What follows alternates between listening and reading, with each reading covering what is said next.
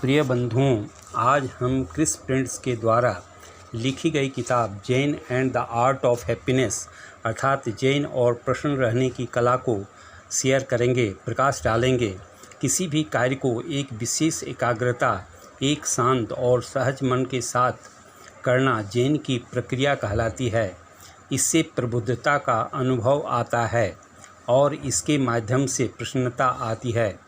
विकसित होता विज्ञान और अध्यात्म हमें बताते हैं कि हम जिसमें विश्वास करते हैं, सोचते हैं और अनुभव करते हैं, वही जीवकोशीय स्तर पर हमारे शरीर की संरचना निर्धारित करता है। इस पुस्तक में आप जानेंगे कि किस तरह विचार और अनुभव किया जाए ताकि जो आप सोचते व अनुभव करते हैं उससे आपके जीवन में अवसाद और अंधकार का स्थान पर प्रसन्नता एवं स्पंदन निर्मित हो।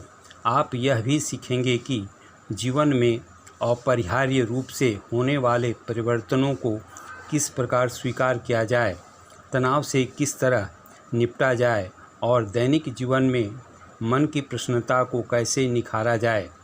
सबसे अहम बात यह है कि इस पुस्तक में निहित ज्ञान आपको दिखाएगा कि आपके जीवन में शानदार अनुभवों को किस प्रकार आमंत्रित किया जाए और एक ऐसी निजी दर्शन का सृजन किया जाए जो आपको हर परिस्थिति में सहज बनाए रखेगा।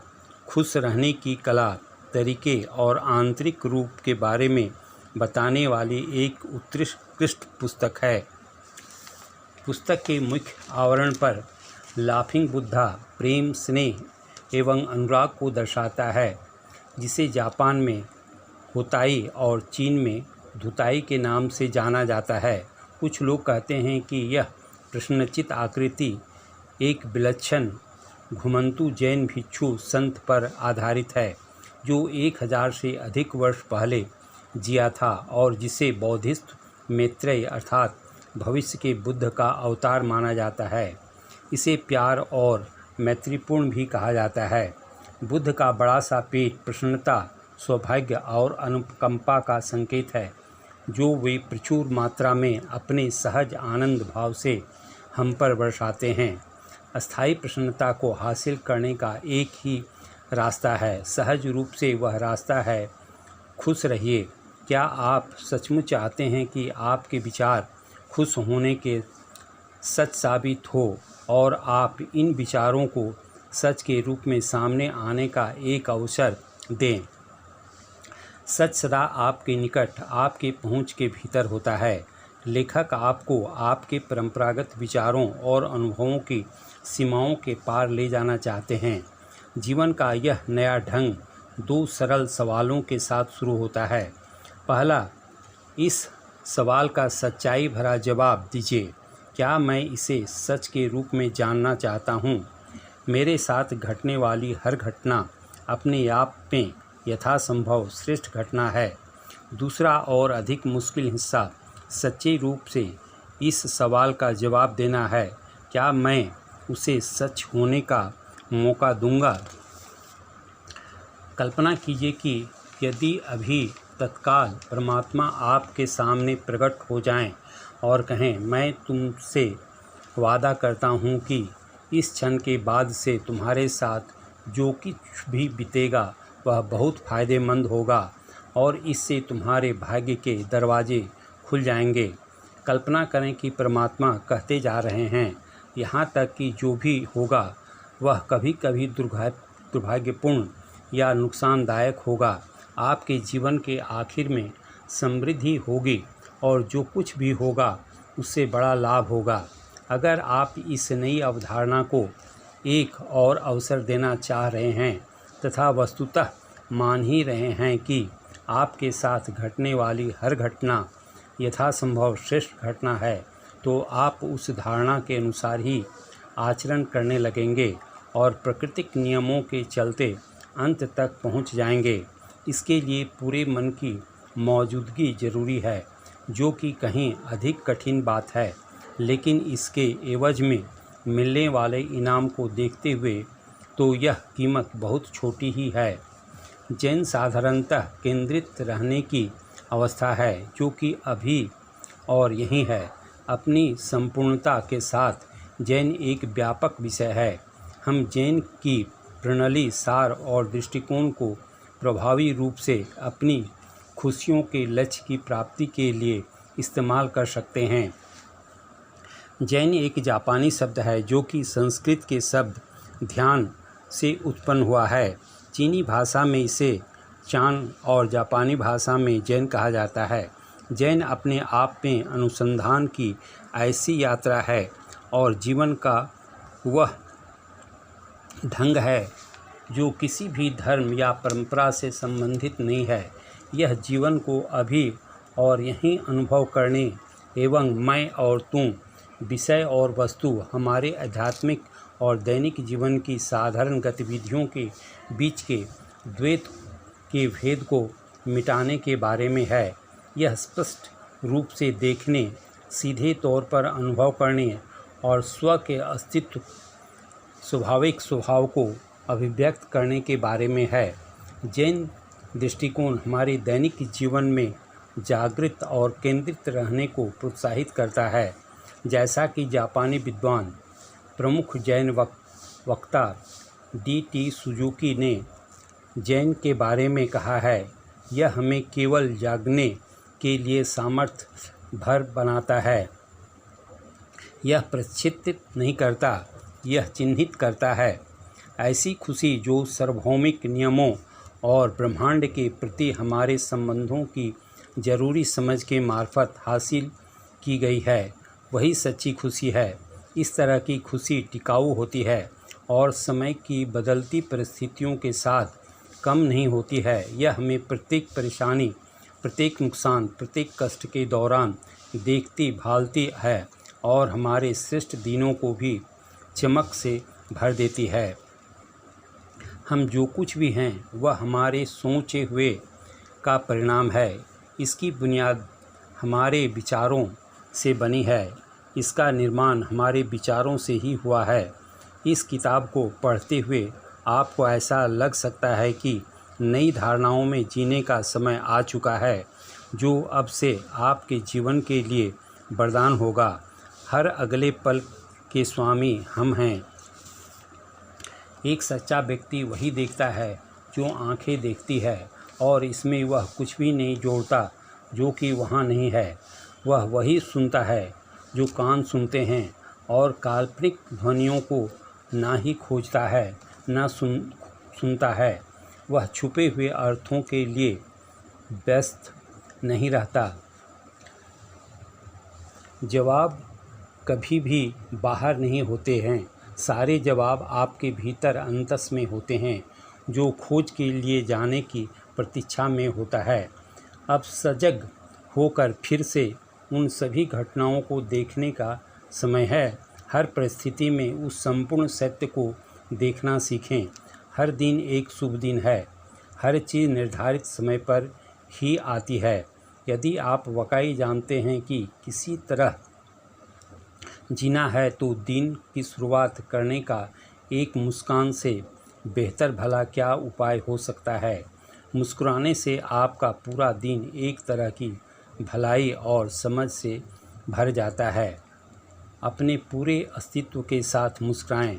आप जहां हैं वहीं पर यदि आप सत्य नहीं पा सकते हैं तो फिर आप इसे और कहां पाने की उम्मीद रखते हैं। खुशी अपने भीतर से आती है।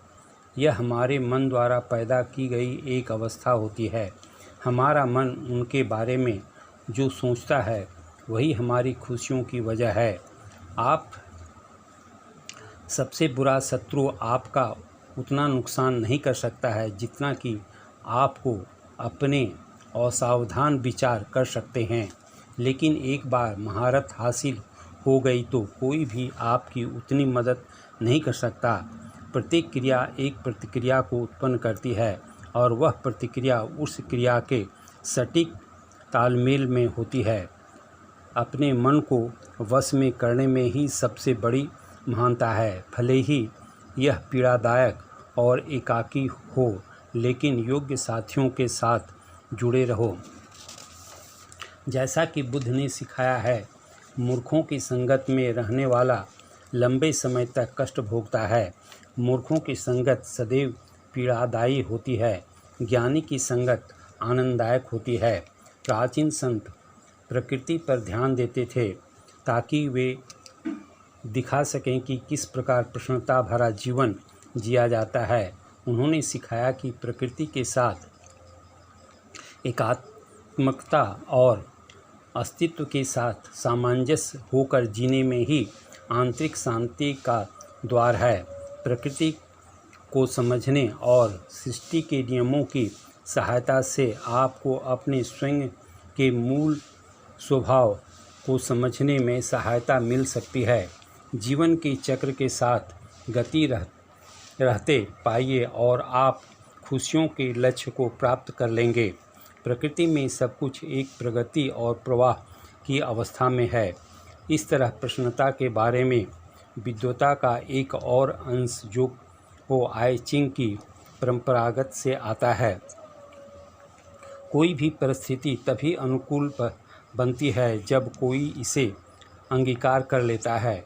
ताओ ते चिंग समझाते हैं, सरलता का आलिंगन करो। आपके पास जो भी है और आप स्वयं जो भी हो उसी पर संतुष्ट रहो और इसे आपसे कोई छीन नहीं सकता।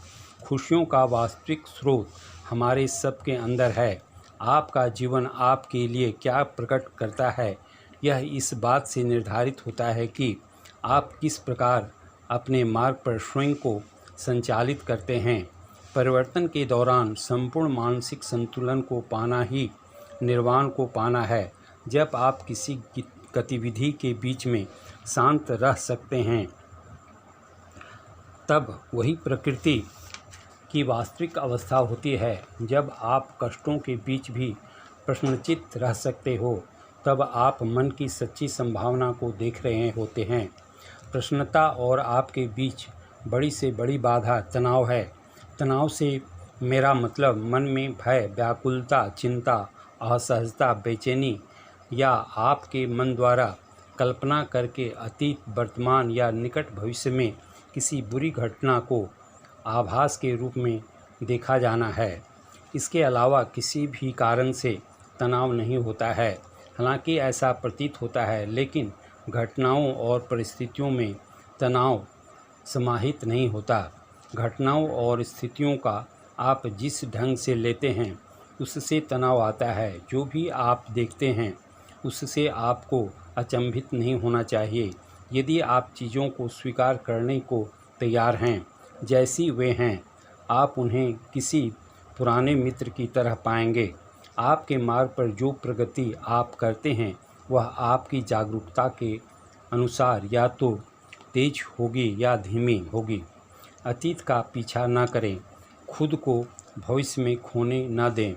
अतीत कहीं नहीं होता है, भविष्य अभी आना शेष है।